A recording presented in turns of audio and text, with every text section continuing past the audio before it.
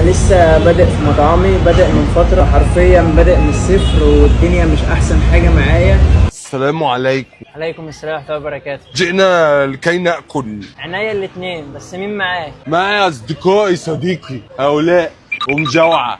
هيا بنا. صديقي، ما الذي يميز هذا المشروم عن باقي المشاريم؟ عندنا المشروم بتاعنا فريش، نعمله بخلطه مميزه، حداك لو لقيته عند حد تاني.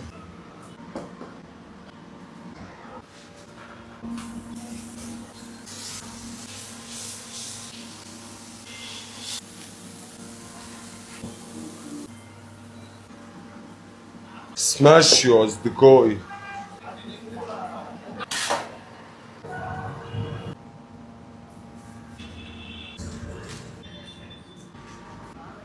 السلام عليكم. دي كل المنتجات اللي انا بقدمها. انا حرفيا بادئ من تحت الصفر، الدنيا معايا مش احسن حاجه، محتاج بس دعم الناس مش اكتر. بقدم سماش برجر، بقدمه بكواليتي عالي. مكاني في سيدي بشر العيسوي قدام السرايا ماركت بجانب كافيه مكانك. انتظركم كلكم تيجوا تجربوا الاكل من عندي. هذا الرجل 100% أصدقائي، وهؤلاء الرجال 100%. أصدقائي مقيمين الطعام.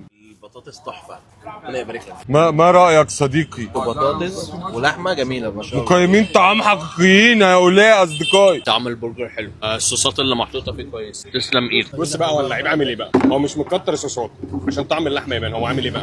صوص الجبنه من فوق اهو. قال لي ده بقى ايه؟ صوص اسمه صوص بوسطن، دي حاجه مدخنه، موديها البرجر في حته ثانيه خالص. لا جامد ما شاء الله، جامد بالله. أوي. تيست عالي، التيست في حته ثانيه خالص خالص خالص. زوروا أصدقائي.